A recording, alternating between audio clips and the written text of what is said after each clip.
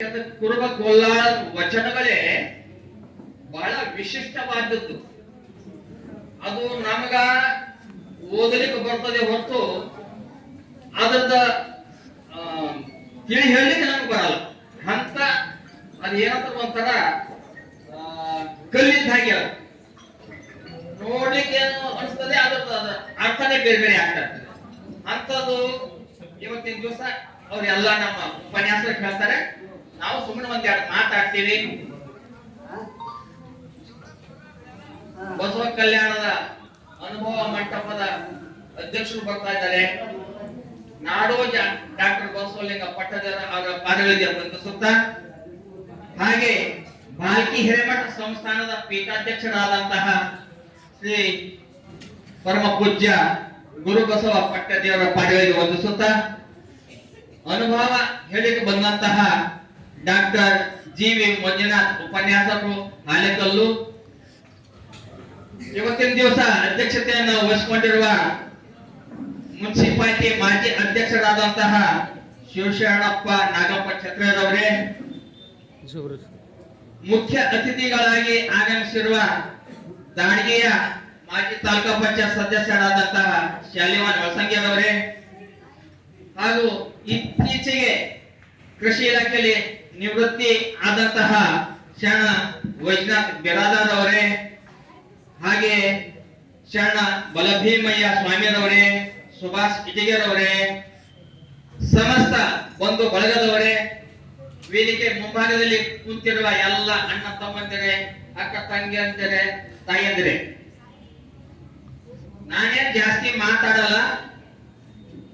ನಿಮ್ಗೆ ನೋಡಿದ್ರೆ ಗೊತ್ತಾಗ್ತಾ ಇದೆ, ನೀವ್ ಯಾಕೋ ಸ್ಟೈಲೇ ಕುಂತಿರಂದ್ರ ನನಗ ಅನಿಸ್ತಾ ಇದೆ ಇವಾಗ ಬೇಗ ಜಾಗ ಖಾಲಿ ಮಾಡಿ ಹೋಗ್ಲಿ ಅಂತ.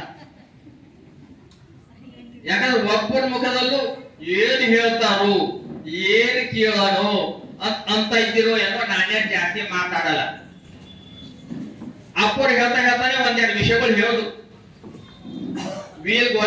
ವೀರ ಗೊಲ್ಲಾಳ, ಕುರುವ ಗೊಲ್ಲಾಳದು ವಚನಗಳು ಸಾರಾಂಶ ನಮ್ಮ ಉಪನ್ಯಾಸಕ್ಕೆ ಹೇಳ್ತಾರೆ. ಇನ್ನು ನಮ್ಮ ಹೆಚ್ಚು ಸ್ವಲ್ಪ ವಿಷಯಗಳು ನಮ್ಮ ಶಾಲೆವನ್ನ ವಸಂಗಿರು ಹೇಳ್ತಾರೆ, ಇಲ್ಲ ಅನ್ನಲ್ಲ. ನಿಮಗೆಲ್ಲ ನೋಡಿದ್ರೆ ನನ್ನ ಬಾಯಿ ಒಣಗ್ತದೆ, ಏನ್ ಮಾತಾಡ್ಲಿ ಅಂದಂಗ ಆಗ್ತಾ ಇದೆ. ಮತ್ತನು ಮಾತಾಡ್ಲಿ ನಿಲ್ಸಿದರೆ ನಾನು ಮಾತಾಡ್ಲೇಬೇಕಾಗ್ತದೆ. ಜಾಸ್ತಿ ಹೇಳಲ್ಲ. ವೀರ ಗೊಲ್ಲಾಳ, ಕುರುಬ ಗೊಲ್ಲಾಳ, ಅವರ ಊರು ಬಿಜಾಪುರ ಜಿಲ್ಲೆ ಸಿಂದಗಿ ತಾಲೂಕು ಗೋಳಗೇರಿ ಅಂತ. ಆ ಊರದವರು ಚಿಕ್ಕ ವಯಸ್ಸಿನಿಂದಲೇ ಅವರಿಗೆ ದೈವ ಭಕ್ತಿ, ಅವ್ರ ತಾಯಿ ತಂದೆ ಎಲ್ಲ ದೈವ ಭಕ್ತರು ಎಲ್ಲ ಇದ್ರು. ಇವರು ದೈವ ಭಕ್ತಿದಲ್ಲಿ ತಲ್ಲೀನರಾಗಿತ್ತು. ಸಣ್ಣದಾಗಿ ಒಂದು ವಿಷಯಗಳು ಹೇಳಿ ನಾನು ಮುಗಿಸ್ತೀನಿ. ಯಾಕಂದ್ರೆ ಏನೋ ಬಹಳ ಜನ ಮಾತಾಡೋರಿದ್ದಾರೆ, ನಾನು ಅವರಿಗೂ ಸ್ವಲ್ಪ ಸಮಯ ಕೊಡಬೇಕಾಗ್ತದೆ. ಹೀಗೆ ಚಿಕ್ಕಂದಿನಿಂದನೇ ಅವ್ರ ಕುಲಕ್ಕ ಸಭೆ ಕುರಿ ಕಾಯೋದು. ಹಾಗೆ ಕುರಿ ಕಾಯ್ತಾರೆ. ಅವ್ರ ಹತ್ರ ಕುರಿಗಳು ಎಷ್ಟಿತ್ತು ಅಂತಂದ್ರೆ ಇತಿಹಾಸದಲ್ಲಿ ಪುಸ್ತಕದಲ್ಲಿ ಹೇಳಿರ್ತಾರೆ, ಸರಿ ಸುಮಾರು 3 ಲಕ್ಷದಷ್ಟು ಕುರಿಗಳಿದ್ವಂತೆ ಆ ಸಮಯದಲ್ಲಿ, 12ನೇ ಶತಮಾನದ ಸಮಯದಲ್ಲಿ. ಯಾಕಂದ್ರೆ ಬಸವಣ್ಣ ಆಗಿರುವ ಸಮಯ ಕಾಲಿನವರು ಆಗಿರ್ತಾರೆ, ಸಮಕಾಲೀನವರು. ಆ ಸಮಯದಲ್ಲಿ ಅವ್ರ ಹತ್ರ 3 ಲಕ್ಷ ಕುರಿಗಳಿದ್ವಂತೆ. 3 ಲಕ್ಷ ಕುರಿಗಳು ಅಂದ್ರೆ ಅವ್ರು ಬಹಳ ಶ್ರೀಮಂತರು ಆ ಸಮಯದಲ್ಲಿ. ಆಗ ಕುರು ಸಮಾಜದವರಿಗೆ ಯಾವ ತರ ಶ್ರೀಮಂತರು ಅಂತಿದ್ರೆ, ಯಾರ ಹತ್ರ ಲಕ್ಷ ಲಕ್ಷ ಕುರಿಗಳು ಇದ್ದವ್ರು ಅವ್ರು ಜಾಸ್ತಿ ಶ್ರೀಮಂತರು, 1000 ಗಟ್ಟಲೆ ಇದ್ರೆ ಸ್ವಲ್ಪ ಬಡವರು, ಇನ್ನು 100 ಗಟ್ಟಲೆ ಇದ್ರೆ ಬಡವರು. ಹಿಂಗ ಲೆಕ್ಕದಲ್ಲಿ ಆ ಸಮಯದಲ್ಲಿ ಕುಲ ಕಸುಬೆ ಮುಖ್ಯವಾಗಿತ್ತು. ಅಂತ ಲೆಕ್ಕದಲ್ಲಿ ಅವ್ರು ಶ್ರೀಮಂತರೇ. ತಂದೆ ಕುರಿ ಕಾಯ್ತಿದ್ರು. ಆದ್ರೆ ಈಗ ಮಗ ಆಟ ಆಡ್ಕೊಂಡು ಪಾಠ ಮಾಡ್ಕೊಂಡು ಏನೇನೋ ಇದು ಮಾಡ್ತಾ ಇದ್ದ. ಮತ್ ಅವ್ರಿಗೊಂದು ಚಿಂತನೆ ಬಂತು, ನಮ್ಮ ಅಪ್ಪ ಕುರಿ ಕಾಯ್ತಾ ಇದ್ದಾರೆ, ಈಗ ನಾನು ನಮ್ಮ ಅಪ್ಪನ ಕಾಯಕ ನಾನು ನಡ್ಸ್ಕೊಂಡು ಹೋಗ್ಬೇಕು, ನಮ್ಮ ತಾಯಿ ತಂದೆಗೂ ಸ್ವಲ್ಪ ಆರಾಮ ಮಾಡ್ಲಿಕ್ಕೆ ಬಿಡಬೇಕು ಅಂತಂದು ತಂದೆ ಬಂದು ಹೇಳ್ತಾರೆ, ಅಪ್ಪ ಇಷ್ಟು ವರ್ಷ ಎಲ್ಲ ನೀವು ಕುರಿ ಕಾಯ್ತಿದ್ದು ಸಾಕು, ಇನಿಮೇಲೆ ನಾ ಕುರಿ ಕಾಯ್ತೀನಿ, ನೀವು ಸ್ವಲ್ಪ ಆರಾಮಾಗಿರ್ರಿ ಅಂತಂದು ತಾ ಶುರು ಮಾಡಿದ್ರು ಕುರಿ ಕಾಯ್ಲಿಕ್ಕೆ. ಇವಾಗ ಕುರಿಯಂತೂ ಅವ್ರದ್ದು ಕುಲಕಸಬು ಮಾಡ್ತಾ ಇದ್ರು. ಆದ್ರೆ ಈ ಶ್ರೀಶೈಲ ಮಲ್ಲಿಕಾರ್ಜುನಿಗೆ ಯಾವಾಗಲೂ ವರ್ಷಕ್ಕೊಂದ್ಸಲ ಜಾತ್ರೆ ಬಹಳಷ್ಟು ಜನ ಹೋಗ್ತಾನೆ ಇರ್ತಾರೆ. ಅವನ್ ಕಾಲ್ನಡಿಗೆಯಲ್ಲಿ ಬಹಳ ಜನ ಹೋಗ್ತಿದ್ರು. ಇವಾಗ ಬಹುಶಃ ನೀವೆಲ್ಲ ಹೋಗಿರ್ಬೋದು ಅಂತ ನಾನು ತಿಳ್ಕೊಂಡಿದ್ದೀನಿ. ಬಹಳಷ್ಟು ಜನ ಬೇರೆ ಬೇರೆ ಜಿಲ್ಲೆದವರು, ಬೇರೆ ಬೇರೆ ತಾಲೂಕದವರು ಕಾಲ್ನಡಿಗೆಯಲ್ಲೇ ಹೋಗ್ತಾ ಇರ್ತಾರೆ. ಆ ಏರಿಯಾದಲ್ಲಿ ಶ್ರೀಶೈಲ ಮಲ್ಲಿಕಾರ್ಜುನ್ ಹೋಗಂತದ ಪ್ರವಾಸಿಗಳು ಹೋಗ್ಬೇಕಾದ್ರೆ ಅವರು ಏನ ಗೊಲ್ಲಾಡಿ ಕೇಳ್ತಾನೆ, ಅಪ್ಪೋರೇ ನೀವೆಲ್ಲ ಎಲ್ಲಿ ಹೋಗ್ತಾ ಇದ್ದೀರಿ? ನಾನು ಶ್ರೀಶೈಲ ಮಲ್ಲಿಕಾರ್ಜುನ್ ಹೋಗ್ತಾ ಇದ್ದೀನಿ. ಅಲ್ಲಿಗೆ ಯಾಕೆ ಹೋಗ್ತಾ ಇದ್ದೀರಿ? ಹೋಗ ಅಂತ ಹೋಗಬಹುದು. ಮತ್ತೊಬ್ಬರು ಕೇಳ್ತಾರೆ, ಅಪ್ಪೋರೇ ಎಲ್ಲಿ ಹೋಗ್ತಾ ಇದ್ದೀರಿ? ಹೇಗೆ ಶ್ರೀಶೈಲಕ್ಕೆ ಹೋಗ್ತಾ ಇದ್ದೀರಿ? ಅಲ್ಲಿ ಏನಿದೆ? ಅಲ್ಲಿ ಶಿವ ಇದ್ದಾನೆ. ಹಾಗೆ ಮುಂದೆ ಎಲ್ಲ ಕತೆ ಅಂತ ಹೀಗೆ ಕೊನೆಗೆ ಒಬ್ಬ ಪುಣ್ಯಾತ್ಮ ಸಿಕ್ಕರು. ಅವ್ರ ಹತ್ರ ಕೇಳ್ತಾರೆ, ಅಪ್ಪೋರೇ ಎಲ್ಲಿ ಹೋಗ್ತಾ ಇದ್ರಿ? ಸ್ವಲ್ಪ ನನಗೆಲ್ಲ ತಿಳಿಸಿ ಹೇಳ್ರಿ ಅಂದಾಗ, ನಾವು ಶ್ರೀಶೈಲ ಮಲ್ಲಿಕಾರ್ಜುನ ಹತ್ರ ಹೋಗ್ತಾ ಇದ್ದೀವಿ. ಅಲ್ಲಿ ಏನಿದೆ? ಅಲ್ಲಿ ಶಿವ ಇದ್ದಾನೆ. ಮತ್ತೆ ನೀವೆಲ್ಲ ಹೋದ್ರೆ ಏನು? ನಾವು ಪುಣ್ಯ ಪಡ್ಕೊಂಡ್ ಬಂದಿರ್ತೀವಿ. ನಾವು ಅನೇಕ ಪಾಪ ಕಾರ್ಯಗಳನ್ನೆಲ್ಲ ಮಾಡಿರ್ತೀವಿ. ಆ ಶಿವನ ದರ್ಶನ ನೋಡಿದ ತಕ್ಷಣ ನಮ್ ಪುಣ್ಯ ಸಿಗ್ತದೆ. ಹೌದಾ? ಅಲ್ಲಿ ಹೆಂಗಿದ್ದಾರೆ ದೇವರು? ಹೆಂಗ ನಾವು ದೇವ್ರಿಗೆ ತರ್ಬೇಕಾದ್ರೆ ಏನಿಲ್ಲ, ಒಂದು ಲಿಂಗ ತಂದ್ರೆ ಸಾಕು, ಸಾಕ್ಷಾತ್ ಪರಮಾತ್ಮನೇ ಬಂದಂಗ ಆಗೋಗ್ತದೆ. ಹೌದಾ? ಲಿಂಗನ ಹಂಗೆಲ್ಲ ತಿಳಿಸಿ ಹೇಳಿದ್ಮೇಲೆ ಆಯ್ತು, ಹಾಗಾದ್ರೆ ನನಗೊಂದು ಲಿಂಗ ಬೇಕಲ್ಲ. ಲಿಂಗ ಸುಮ್ಮನೆ ಬರಲ್ಲ, ಅದಕ್ಕೆ ಖರ್ಚು ಮಾಡ್ಬೇಕಾಗ್ತದೆ, ಹಣ ಖರ್ಚು ಮಾಡ್ಬೇಕಾಗ್ತದೆ, ದಕ್ಷಿಣೆ ಕೊಡ್ಬೇಕಾಗ್ತದೆ. ಅದೊಂದು ತಕ್ಷಣ ಗೊಲ್ಲ ಏನ್ ಮಾಡ್ತಾರೆ, ಆಗಿಂದಾಗಿ ಓಟದ ಹೋಗಿ ನೀನು ತಾತ ನೀವಿಲ್ಲೇರಿ, ನಾನು ಹೋಗಿ ನಿಮ್ಗೆ ದುಡ್ಡು ತಗೊಂಡ್ ಬರ್ತೀನಿ ಅಂತಂದು ಒಂದು ಮಡಿಕೆಲ್ ಆ ಟೈಮಲ್ಲಿ ಎಲ್ಲ ಮಡಿಕೆಲ್ ಮುಚ್ಚಿಡ್ತಾರೆ. ಈಗ ಹಿಡಿತಿರೋ ಎಲ್ಲೋ ನೀವು ಕಾರ್ಬಣದಾಗ ಗಡಿಗೆದಾಗ ಹಿಡಿತಿರೋ ಈಗೆಲ್ಲ ಬ್ಯಾಂಕ್ ಆಗ್ಯಾವ. ಯಾರು ಆ ಮೊದಲಿನ ಪರಿಸ್ಥಿತಿ ಇಲ್ಲ. ಮೊದಲು ಸ್ವಲ್ಪ ಕೆದರಿ ಅಲ್ಲಿ ಕುಳ್ಳಿಗಳು ಅದನ್ನೆಲ್ಲ ದುಡ್ಡು ಹಣಕಾಸದ ಮುಚ್ಚಿಡ್ತಿದ್ರು ಅಂತ ಹೋಗಿ ಒಂದು ಕುಳ್ಳಿ ಎತ್ಕೊಂಡು ಬಂದು ಅವ್ರ ಹತ್ರ ಏನ್ ಮಾಡಿ ಇದರಿಂದ ನೀವು ನನಗೆ ದೇವ್ರಿಗೆ ತಂದು ಕೊಡ್ಬೇಕು, ಲಿಂಗ ತಂದು ಕೊಡ್ಬೇಕು. ಹೌದಾ? ನಾವಿಲ್ಲಿ ಹೋಗಿ ಬರಬೇಕಾದ್ರೂ ಒಂದು ತಿಂಗಳಾಗ್ತದೆ ಅಂತ ಹೇಳ್ತಾರೆ. ಆಯ್ತು, ನೀವು ಹೋಗಿ ಬನ್ನಿ, ನಾವು ಒಂದು ತಿಂಗಳವರೆಗೂ ನಾನು ಕಾಯ್ತೀನಿ. ನೀ ಕಾಯ್ಬೇಡ, ಇಲ್ಲ ಕಾಯ್ಬೇಡ, ನಿನ್ ಪಡಿ ನೀ ಮನೆಗೆ ಹೋಗು, ಕೆಲಸ ಮಾಡು, ಏನಾದ್ರು ಮಾಡು, ನಾನು ಹೋಗ್ಲಿಕ್ಕೆ ಒಂದು ತಿಂಗಳಾಗ್ತದೆ ಅಂದಾಗ ಆಯ್ತು ಅಂತ ದುಡ್ಡು ಎಲ್ಲ ಕೊಡ್ತಾರೆ, ಎಲ್ಲ ಕೊಡ್ತಾರೆ. ಇವ್ರು ಹೋದ್ರು, ಗುರುಗಳು ಮುಂದೆ ಆಯ್ತು ಅಂತ ಹೋದ್ರು, ಏನು ಸಮಾಧಾನ ಮಾಡಿದ್ರು, ಹೋದ್ರು. ಹೋದ ಮೇಲೆ ಈ ಮನುಷ್ಯಗೆ ಬೇಚೆ ಸಮಾಧಾನ ಇಲ್ಲ. ದೇವ್ರು ಯಾವಾಗ ಬರ್ತಾರೋ, ದೇವ್ರಿಗೆ ಯಾವಾಗ ನೋಡ್ತೀನೋ ಅಂತಾನೆ ಒಂದು ತಿಂಗಳು ಚಿಂತನೆ. ಅವ್ರು ಹೇಳಿದ್ರು, ಇಂಥ ಹುಣ್ಣಿಮೆ, ಇಂಥ ದಿವಸ, ಇಂಥ ನಕ್ಷತ್ರ ಹಿಂಗ್ ಬರ್ತೀನಿ ಅಂತ ಕಾಯ್ಕೊಂಡಿದ್ರು. ಆಯ್ತು, ಒಂದು ತಿಂಗಳು ಆಯ್ತು. ತಿಂಗಳು ಆಗಿದೆ ಅಂದ್ರೆ ಬರ್ತಾ ಆಯ್ತದ ಅವ್ರಿಗೆ ದಾರಿ ನೋಡಿ ಶುರು ಮಾಡಿದ್ರು. ಆವಾಗಿನ ಕಾಲದಲ್ಲಿ ಹೀಗೆ ತೀರ್ಥ ಹೋಗೋದು ನೋಡ್ಕೊಂಡ್ ಬರ್ತಾ ಇದ್ರು, ಜೈಕಾರ ಮಾಡೋದು ಶುರು ಆಯ್ತು. ದೂರದಿಂದನೇ ಒಬ್ರು ಬರ್ತಾ ಇದ್ದಾರೆ ಅಂತಂದು ಆ ಕುರಿಗಳೆಲ್ಲ ಕಾಯೋದು ಅಲ್ಲೇ ಬಿಟ್ಟು ಈ ದಾರಿ ನೋಡ್ಲಿಕ್ಕೆ ಶುರು ಮಾಡಿದ್ರು. ಒಬ್ರು ಎಲ್ಲಿ ಹೋಗಿದ್ರು ಹಿಂಗೆ, ಹೌದಾ ಅಂತ ಅವ್ರ ಕಾಲ್ ಬೀಳಕ್ ಶುರು ಮಾಡಿದ್ರು. ಯಾರು ಬೇರ್ಗಳು ಪ್ರತಿಯೊಬ್ಬರಿಗೂ ಕಾಲ್ ಬೀಳಕ್ ಶುರು ಮಾಡಿದ್ರು. ಹಾಗೆ ನೋಡ್ತಾ ಇರೋದು. ಯಾಕಂದ್ರೆ ಅವ್ರಿಗೆ ದುಡ್ಡು ಕೊಟ್ಟಿದ್ರು, ದೇವ್ರು ತಗೊಂಡ್ ಬರ್ತಾ ಇದ್ದಾರೆ, ನಾನ್ ಮನೆಗೆ ಹೋಗ್ಬೇಕು, ನಾನ್ ಪೂಜೆ ಮಾಡ್ಬೇಕು, ನಾನ್ ದೇವ್ರಿಗೆ ಉಳಿಸ್ಕೋಬೇಕು ಅನ್ನೋದು ಆ ಮನುಷ್ಯಗೆ ಭಕ್ತಿ ಆಯ್ತು. ಕಣ್ಣಲ್ಲಿ ಪೂರ್ತಿ ಮೈಯೆಲ್ಲ ಕಣ್ಣು ಮಾಡಿ ಯಾರಿಗೆ ದುಡ್ಡು ಕೊಟ್ಟಿದ್ರು ಹುಡುಗೋರೆ ನಿಂತರು. ಆ ಮನುಷ್ಯನು ನೋಡ್ದ, ಯಾರು ದುಡ್ಡು ತಗೊಂಡಿದ್ರಲ್ಲ ಆ ಮನುಷ್ಯನು ನೋಡ್ದ, ನನ್ ಸಲುವಾಗಿ ಕಾಯ್ಕೊಂಡು ಕುಂತಿದ್ದಾನಲ್ಲ ಈ ಮನುಷ್ಯ. ಅವ್ರು ಹೇಳಿದಾರೆ ತಗೊಂಡ್ ಬಾ ಅಂತ, ಆ ಮನುಷ್ಯ ಹೇಳಿದಾನೆ ತಗೊಂಡ್ ಬಾ ಅಂತ ಲಿಂಗ. ನಾ ಲಿಂಗ ತಂದಿಲ್ಲ, ಹುಜಿತಿ ಐತಲ್ಲ. ಆ ಮನುಷ್ಯಗೆ ಕಸಿ ವಿಸಿ ಆಗೈತೆ.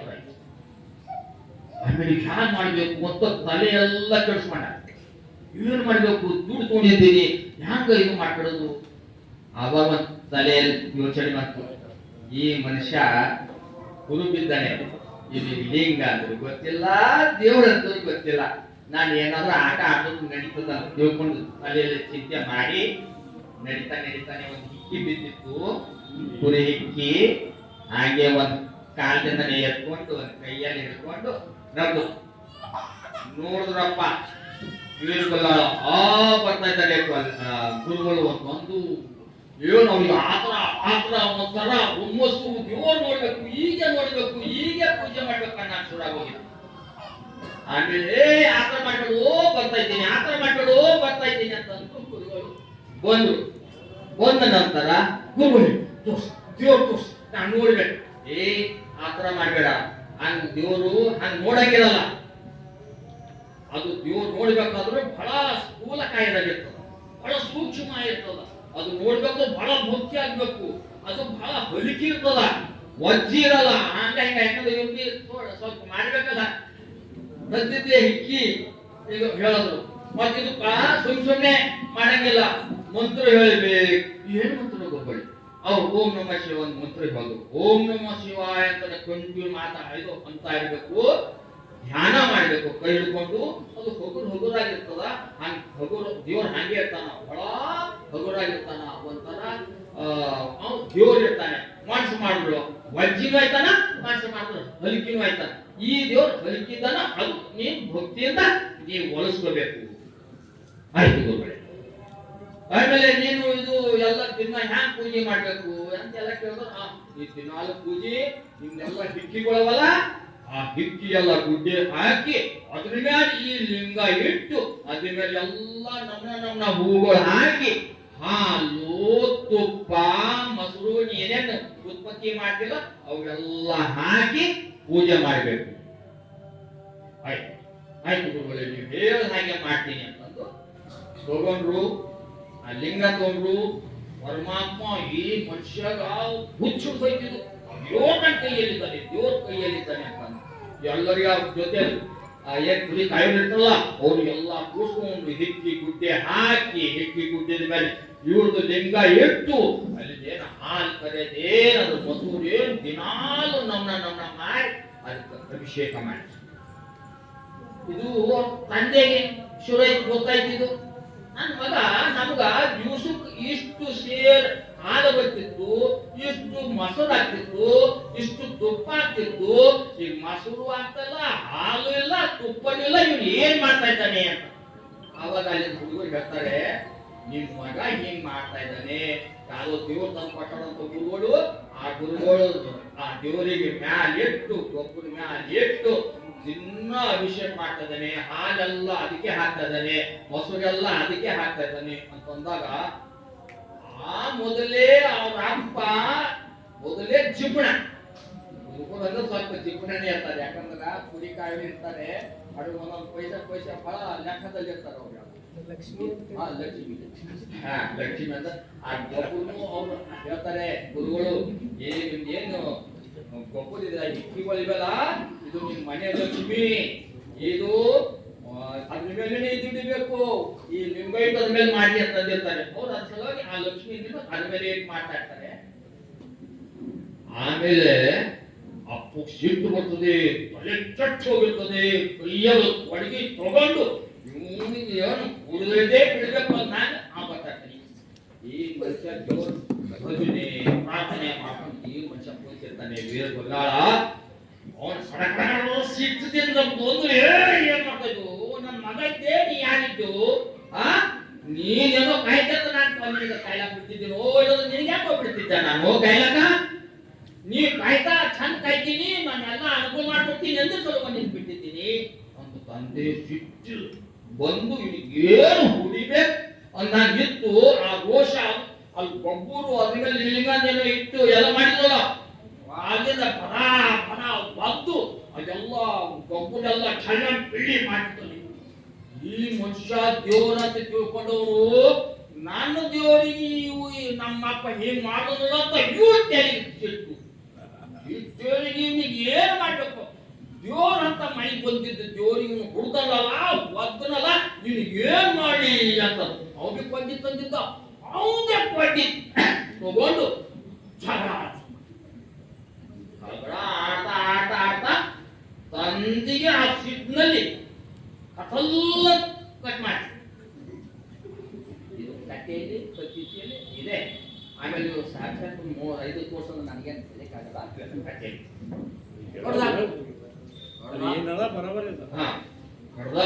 ನಂತರ ಊರ್ ಗೌಡ ಪಟೇಲ್ ಅಂತ ಎಲ್ಲ ಇರ್ತಾರೆ.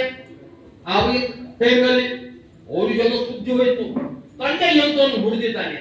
ತಾಯಿ ಸುದ್ದಿ ಹೋಯ್ತು, ತಾಯಿ ಸಿಟ್ಟಂದು ಸಿಟ್ಟು, ನನ್ನ ಮಗ ಈಗ ನನ್ನ ಗಂಡ ಹುಡುಗನ ನಂದು ಕುಕುಮ ಹೋಯ್ತು, ನಂದು ಮಾಂಗಲ್ಯ ಹೋಯ್ತು. ಅವ್ರಿಗೆ ಸಿಟ್ಟು ಬಂತು, ತಾಯಿಗೆ ಸಿಟ್ಟು ಬಂತು. ಅವರು ಬೈಕೊತ, ನಾ ಯಾಕೋ ನಿನಗೆ ಹಾಕಿದ್ದೀನಿ ಬಾಳ ವರ್ಷ ಇದು ಮಾಡಿ ಹತ್ತಿ ಹೋಗ್ತೀನಿ ಹಾಕಿದ್ದೀನಲ್ಲೋ, ನಿನ್ ನಂಗೆ ಪಟ್ಟಿ ಉಡ್ಲತ್ತಿದಲ್ಲೋ, ನೀನನ್ನು ಹಾಳಾಗಿ ಹೋಗ್ಬೇಕಾಗಿತ್ತು, ನನ್ನ ಹಣಿ ಕುಂಕುಮ ಆಳಿದಲು ಶುರು ಮಾಡಿದ್ರು. ಆಮೇಲೆ ಗೌಡ ಪಟೇಲ ಎಲ್ಲ ಶುರು, ಈಗ ಹಿಡಿಬೇಕು, ಅರೆಸ್ಟ್ ಮಾಡಬೇಕು, ಮನೆ ಕರ್ಕೊಂಡು ಹೋಗ್ಬೇಕು, ಎಲ್ಲ ಶುರು ಮಾಡಿದ್ರು. ಶಾಂತ ಆದ. ಅಪ್ಪ ಆ ಶಿಬಿರಲ್ಲಿ ತಟ್ ಬಿದ್ದಿದ್ದಾರೆ. ಮತ್ತೊಬ್ಬಿ ಪರಮಾತ್ಮ ಪರಮಾತ್ಮ ಅಂತ ಎಲ್ಲ ಹಿಸ್ಟ್ರಿ ಅಂತ ಹುಡುಕಾಡ್ತಾ ಇದ್ದಾನೆ. ಪರಮಾತ್ಮ ಎಲ್ಲ ಗೊತ್ತು, ಎಲ್ಲ ಆಟ ಆಟವನು ಅವನೇ, ನಗ್ಸವನು ಅವನೇ, ಅಳಿಸವನು ಅವನೇ. ಪರಮಾತ್ಮ ಎಲ್ಲ ನೋಡ್ತಾ ಇದ್ದಾನೆ ಪರಮಾತ್ಮ. ಇವನು ಆ ಪರಮಾತ್ಮ ಲೀಲೆನ ಗುಚ್ಚಿ ಹಾಕಿಟ್ಟಿದ್ದಾನಲ್ಲ. ಪರಮಾತ್ಮ ಎಲ್ಲಿದ್ದಿ ಪರಮಾತ್ಮ, ನೀನ್ ಕಾಣಿಸ್ತಾ ಇಲ್ಲ, ನಾನು ಸತ್ತು ಹೋಗ್ತೀನಿ, ಇದು ಏನಾದ್ರು ನೀನ್ ಸಿಗಲಿಲ್ಲ ಅಂದ್ರೆ ನಾನು ಸತ್ತು ಹೋಗ್ತೀನಿ. ಇದೇ ಗೋಣಿಯನ್ನ ನಮ್ಮ ಅಪ್ಪಗೂ ಕಳ್ದಿದ್ದೀನಿ, ನಾನು ಕಳ್ಕೊತೀನಿ. ತಾಯಿಯಂತೂ ಬೈತಾ ಇದ್ದಾಳೆ. ಯಾಕಂದ್ರೆ ವೀರ ಗೋಲಾಳಂದು ತಂದೆಗೆ ಸಾಯಿಸಿದ ಸಲುವಾಗಿ ತಾಯಿ ಬೈತಾ ಇದ್ದಾಳೆ. ಇವನಿಗೂ ಸಿಟ್ಟು ಬಂದದ. ಈಗ ಪರಮಾತ್ಮ ನೀ ಎಲ್ಲರೂ ಸಿಗ್ಬೇಕು, ನಾ ಇಲ್ಲೇ ಇಟ್ಟಿದ್ದೀನಿ, ನೀ ಸಿಗ್ಬೇಕು, ನನಗೆ ಹ್ಯಾಂಗಾರ ಮಾಡಿ ನೀನು ಬರಲೇಬೇಕು, ನನಗೆ ಕಾಣಿಸ್ಲೇಬೇಕು. ಎಲ್ಲಿ ಗೊಬ್ಬರದ ಕೈ ಹಾಕಿದ್ವಿ ಸಿಗಲ್ಲ.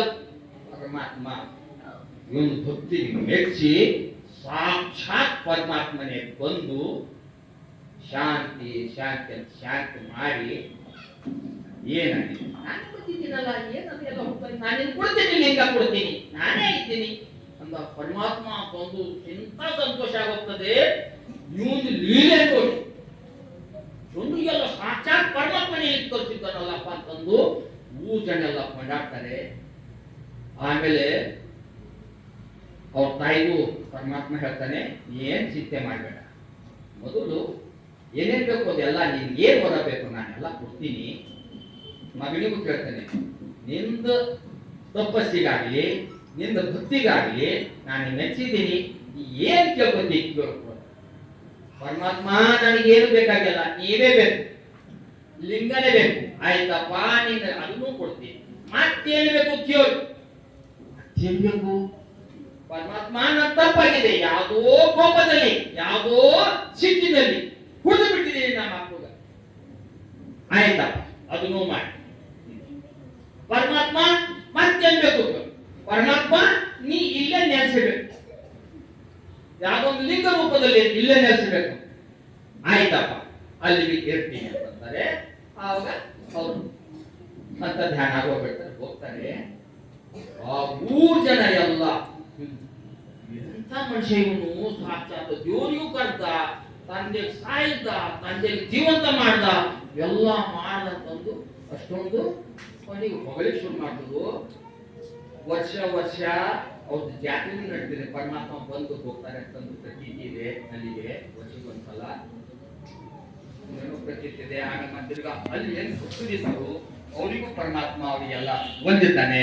ಏನು ಬಹಳ ನಾನು ಇರೋದು ನಿನಗೆ ಓದೋದು ನಿನ್ನ ಬಾಯಿಯಿಂದಾನೆ ನೀರು ನನ್ನ ಮೇಲೆ ಬಿದ್ದಾಗ ನಾನು ನಿಮ್ಗೆಲ್ಲ ಒಳ್ಳೇದು ಮಾಡ್ತೀನಿ ಅಂತ ಅಂದಿದ್ದಾನೆ.